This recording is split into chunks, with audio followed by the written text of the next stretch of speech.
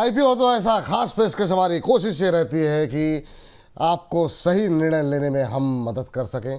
क्या चल रहा है ग्रे मार्केट, प्रीमियम क्या कह रहे हैं एक्सपर्ट, ब्रोकर्स की राय क्या है, इन तमाम पहलुओं को लेकर के हम जानकारी देते हैं। हमारे साथ आज अभिषेक जुड़ चुके हैं और अभिषेक अभी 4 बजे फिर सिप की टिप भी लेकर के आएंगे। अभिषेक, आज बताइए आईपीओ बाजार पे कहाँ पे निगाहें हैं आपकी? बिल्कुल बिल्कुल सर, 2 आईपीओ हैं, एक की कल लिस्टिंग होने वाली है और एक आईपीओ आज से खुल गया है। तो सबसे पहले बात करते हैं जो आज आईपीओ खुला है।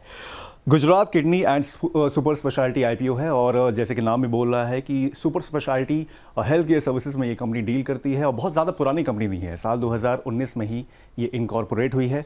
गौर करने वाली बात यह है कि सिर्फ ये गुजरात बेस्ड ही कंपनी है जो मल्टी स्पेशलिटी सर्विसेज ये देती है, सिर्फ गुजरात के अंदर देती है। 7 मल्टी स्पेशलिटी हॉस्पिटल्स हैं और 4 इसकी फार्मा कंपनी है। तो ये है इसकी बेसिक जानकारी। अब जैसे कि आप स्क्रीन पर देख सकते हैं 22 दिसंबर यानी कि आज से ये खुल गया है सब्सक्रिप्शन के लिए। आप इसको 24 दिसंबर तक सब्सक्राइब कर सकते हैं। अलॉटमेंट इसका 26 दिसंबर यानी कि क्रिसमस के नेक्स्ट डे आपको इसका अलॉटमेंट मिल जाएगा और लिस्टिंग जो होगी वो 30 दिसंबर को इसकी लिस्टिंग होगी। अब चलते हैं इसका प्राइस बैंड देखते हैं कि क्या कह रहा है प्राइस बैंड। तो प्राइस बैंड इसका है 108 रुपए से लेकर 114 रुपए पर शेयर का इसका प्राइस बैंड है। लॉट साइज इसका 128 शेयर्स का होगा। टोटल इशू साइज जो है 250.80 करोड़ रुपए का टोटल इशू है इसका और ये एंटायरली जो इशू है वो फ्रेश इशू है, कोई भी ओएफएस की हिस्सेदारी इसमें नहीं है। चलते हैं आगे, देखते हैं जी फाइनेंशियल्स क्या कह रहे हैं। तो फाइनेंशियल्स काफ़ी अच्छे हैं। मार्च 2023 से अगर आप देखना शुरू करेंगे तो यहाँ से अच्छी ग्रोथ ईयर और ईयर बेसिस पे देखने को मिली है। 31 मार्च को कुछ नहीं था, फ्लैट था। 31 मार्च 2024 को अगर देखेंगे तो 5.48 करोड़ रुपए की टोटल इनकम इसकी हुई है। उसके बाद करीब 8-9 गुना ये बड़ा है टोटल इनकम, 40.40 करोड़ रुपए का मार्च 2025 में इसकी एंडिंग में यहाँ पर इसके आंकड़े बनते हैं। पैट की अगर बात करें तो ये भी फ्लैट था 2023 में, लेकिन 2024 में 1.71 करोड़ रुपए का इसका पैट रहा। उसके बाद ये बढ़कर 9.5 करोड़ रुपए का इसका पैट हुआ है, यानी कि जबरदस्त इसमें एक तरह से ग्रोथ देखने को मिली फाइनेंशियल्स के लिहाज से। एबिटा भी यहाँ पर लगातार बढ़ा है। 2024 में 1.95 करोड़, उसके बाद 16.55 करोड़ रुपए का इसका एबिटा रहा है। टोटल बोरोइंग्स 1.94 करोड़ से बढ़कर 3.88 करोड़ रुपए पर हो गई। अब देख लेते हैं कि इसका सब्सक्रिप्शन क्या रहा है, क्योंकि अभी पूरा दिन तो हुआ नहीं है, लेकिन अगर कैटेगरी वाइज देखेंगे तो ये 12-12.5 बजे के आसपास के आंकड़े हैं और अभी तक ये आधा गुना अभी ये सब्सक्राइब हो चुका है। QIBs तो लास्ट में ही अपना रुख करेंगे यहाँ पर, लेकिन NIIs की बात करें तो 0.71 टाइम्स NIIs का कोटा भर चुका है। उसके बाद रिटेल की बात करें तो 2.5 गुना के आसपास यहाँ पर हिस्सेदारी इनकी देखने को मिली, यानी कि रिटेल पार्टिसिपेशन जो है वो ज़बरदस्त यहाँ पर देखने को मिल रहा है और मेरे ख्याल से एंडिंग होते होते काफ़ी अच्छे नंबर्स यहाँ पर सब्सक्रिप्शन के देखने को मिल सकते हैं। उसके बाद अब जरा देखते हैं कि GMP यहाँ पर क्या कह रहा है। तो GMP जो है, हालांकि फ्राइडे को यहाँ पर 10 रुपए का इसको GMP मिलता हुआ दिख रहा था, यहाँ से थोड़ा सा ड्रॉप हुआ है। मंडे की अगर बात करेंगे तो 7 रुपए का इसका GMP मिल रहा है, यानी कि 6.14%। और एस्टिमेटेड लिस्टिंग जो है 114 रुपए, जो अपर प्राइस बैंड है उससे 7 रुपए जोड़ दीजिए तो 121 रुपए की इसकी लिस्टिंग होती हुई दिख सकती है 30 दिसंबर को। चलिए, तो ये आज है पहले दिन हम देख रहे हैं 6.5% के आसपास ग्रे मार्केट में प्रीमियम देखने को मिल रहा है। मैम, क्या टिप्पणी रहेगी आपकी? रिटेल पार्टिसिपेशन तो काफ़ी ज़्यादा देखने को मिल रहा है, मतलब अभी पहला दिन है और 3.25 गुने से ज़्यादा जो लेटेस्ट अपडेट में देख रहा हूँ ये हो चुका है सब्सक्राइब। क्या टिप्पणी रहेगी मैम अभी के लिहाज से? हालांकि ग्रे मार्केट में उतनी हलचल नहीं है, पर वो हम देख सकते कई बार होता है कि सेकंड डे थर्ड डे में थोड़ा सा बढ़ जाता है। फंडामेंटल्स क्या कह रहे हैं? देखिए विपुल जी, इसमें फंडामेंटल स्ट्रांग है। ये मीडियोकर, मतलब इसकी पीर कंपैरिजन में के अंदर ही कुछ की कम है तो कुछ की ज्यादा के मल्टीपल्स पर इन्होंने अपने आप को ला करके प्लेस करने की कोशिश की है, दो it is on expensive side. लेकिन इस आईपीओ को 2-3 चीजें जो मेरी नजर में है, सब्सक्राइब करना चाहिए, अप्लाई करना चाहिए उस पॉइंट ऑफ व्यू से। तो 2-3 चीजें जो सबसे पहले मुझे लगती है कि फ्रेश इशू है। तो ये फ्रेश इशू आपके लिए एक पॉजिटिव बात है, that you are getting directly company में हिस्सेदारी आपको मिल रही है आपके इन्वेस्टमेंट के according, whatever you invest in this. Now price band is again very attractive. इन्होंने भी बहुत अच्छा प्राइस बैंड रखा है which is close to 100 and we have a history कि अगर प्राइस बैंड 100 के आसपास है, फ्रेश इशू है, तो इन सब में पॉजिटिव सेंटिमेंट बनते हैं। नाउ एक और चीज इन सब के साथ, यहाँ पर QIB का अगर आप परसेंटेज देखेंगे तो वो भी सिग्निफिकेंट QIB परसेंटेज इसमें भी रखा गया है।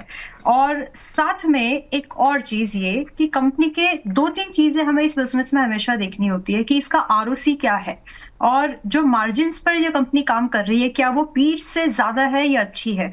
और ओवरऑल अगर आप हेल्थ केयर इंडस्ट्री में देखें, मैं फार्मा नहीं बोल रही हूँ, मैं हेल्थ केयर हॉस्पिटल्स जैसी इंडस्ट्री में बोले तो यहाँ पर ज्यादातर आरओसी जो होती है वो बेटर होती है। तो उस लिहाज से ये जो मल्टीपल्स ये महंगा चार्ज कर रहे हैं ये जस्टिफाई होता है।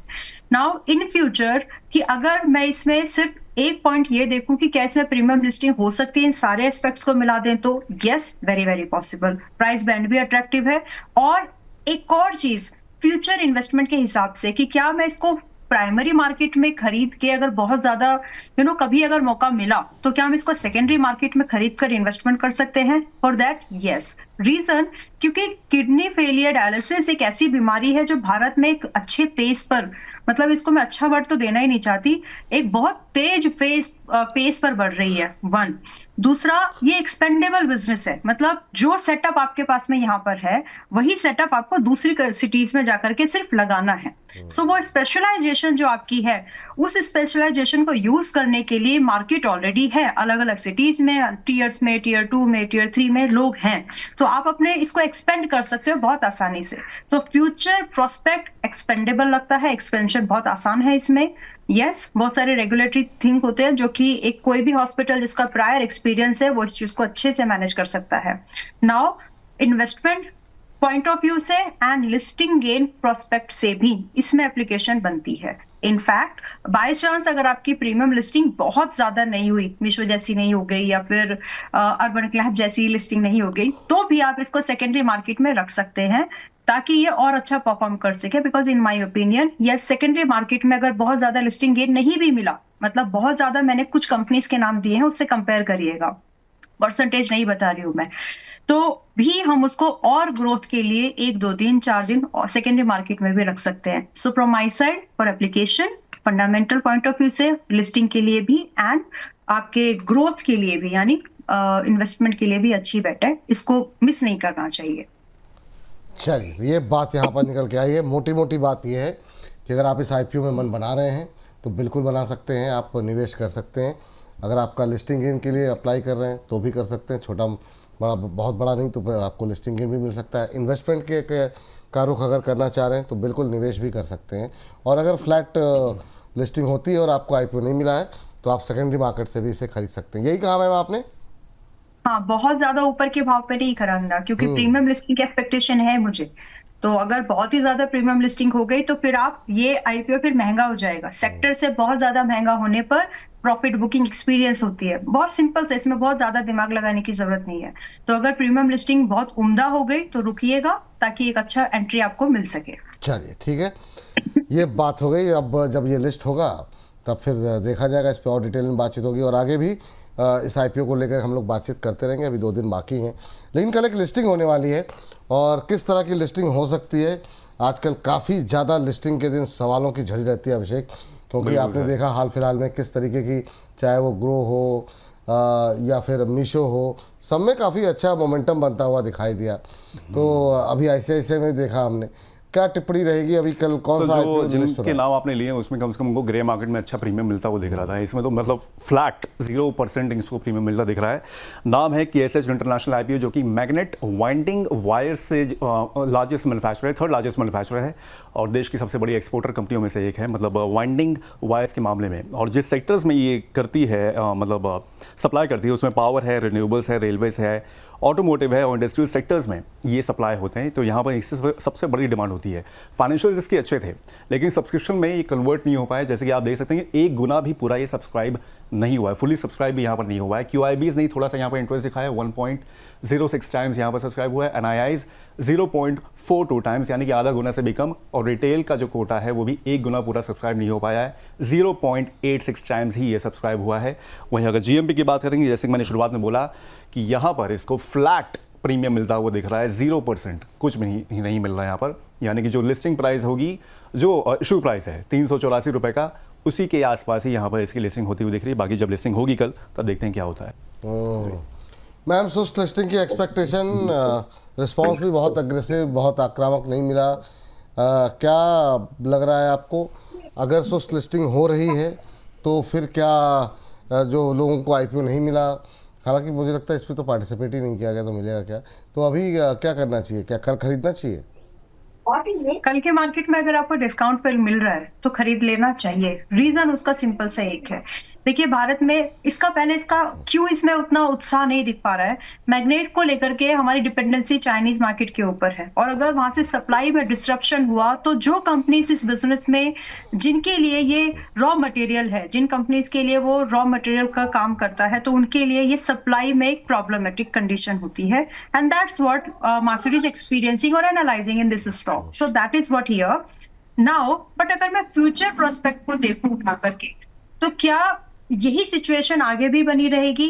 ऐसा नहीं लगता। Market will find a solutions, and जो कंपनीज के पास है मैन्युफैक्चरिंग सेटअप है, सबसे पहली प्रायोरिटी उन्हीं को मिलने वाली है, and that comes in the third largest in that way. So मेरे हिसाब से अगर आपको डिस्काउंट पे लिस्टिंग मिले, मतलब कल अगर आपको डिस्काउंट में खुलता है और दिखता है, तो इन्वेस्टमेंट के लिए कुछ प्रतिशत ही सही, लेकिन इसको ट्राई जरूर करना चाहिए, बिकॉज बहुत ज्यादा कंपनीज है नहीं जो इस पर्टिकुलर निश में काम करती हैं। And let me tell you कि जैसे कि रिन्यूएबल हुआ, पावर हुआ, रेलवे, ऑटोमोटिव, ऐसे कोई बड़े सेक्टर जिसमें ये प्रोडक्ट काम आते हैं, हर प्रोडक्ट के लिए प्रॉक्सी इन्वेस्टमेंट की थीम में ये स्टॉक काम आएगा आपको। सोचिए अगर फिर से कि इन्वेस्टमेंट के लिए एक अपॉर्चुनिटी है। मैं प्राइस बैंड जो इन्होंने लाया, उस प्राइस बैंड से मैं उतनी सहमत नहीं हूँ। प्राइस बैंड थोड़ा सस्ता होता ना, शायद अगर ये इसको 200 तक लाते तो रिस्पॉन्स अच्छा मिल सकता था, क्योंकि उस समय आपकी जो एक्सपेंसिवनेस है इन टर्म्स ऑफ मल्टीपल्स, वो भी सस्ती होती है मार्केट के हिसाब से। तो प्राइस बैंड में थोड़ा सा शायद ये मार खा गए, उसी वजह से उतना यहाँ पर ये रिस्पॉन्स नहीं आ रहा है। बट कल अगर आपको ये डिस्काउंट में मिले 10 से 15%, then one can consider for it. In fact अगर मैं आई नो मैं जीएमपी को ट्रैक नहीं करती जनरली, देखिए मैं 2-3 चीजें मेजरली देखती हूँ। कंपनी का बिजनेस मॉडल, ओएफएसए की ये ओएफएसए या फ्रेश इशू है, प्राइस बैंड क्या है, पीयर्स कितने हैं, वैल्यूएशन क्या है, कुछ चीजें हैं जिसमें मेरा ज्यादा फोकस रहता है। तो भले ही इसमें हमको प्राइमरी मार्केट में उत्साह नहीं दिख रहा है, I am not applying for it disclosure, लेकिन सेकेंडरी मार्केट में एक इन्वेस्टमेंट के लिए एक अच्छा रिटर्न अपॉर्चुनिटी बन सकता है। So serious investor can think of it, शायद आपको अलॉटमेंट भी मिल जाएगा। इट्स अ कॉन्ट्रा बेट, जहां पर आपको हो सकता है कि आपको डिस्काउंट में मिले, तो कल का भी आप चाहे तो वेट कर सकते हैं, थोड़ा और सस्ते में मिल जाएगा। एक्सपेक्टेड प्राइस मैं चाहती हूँ कि 200 रुपए तक आए, लेकिन आएगा नहीं।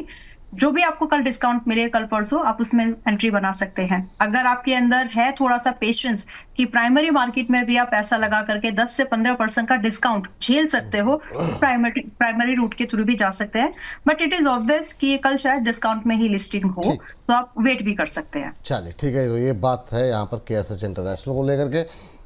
तो इस सेगमेंट को अब समाप्त करने की बारी आ गई है। हाँ अभिषेक, बहुत बहुत शुक्रिया, थैंक यू आज की इस चर्चा में जुड़ने के लिए और बताने के लिए कल का जो आईपीओ लिस्ट होने वाला है क्या करना चाहिए। मैम कुछ कहना चाह रही हैं आप? हाँ, मैं एप्लीकेशन टाइम ओवर हो गया, सॉरी। तो कल जब डिस्काउंट में लिस्ट नहीं हो तभी एंट्री बनाना है। बहुत शानदार मैम, बहुत सॉरी। चलिए, तो इस सेगमेंट को अभिषेक थैंक यू आज की चर्चा में जुड़ने के लिए, और इस सेगमेंट को करते हैं यहीं पर समाप्त।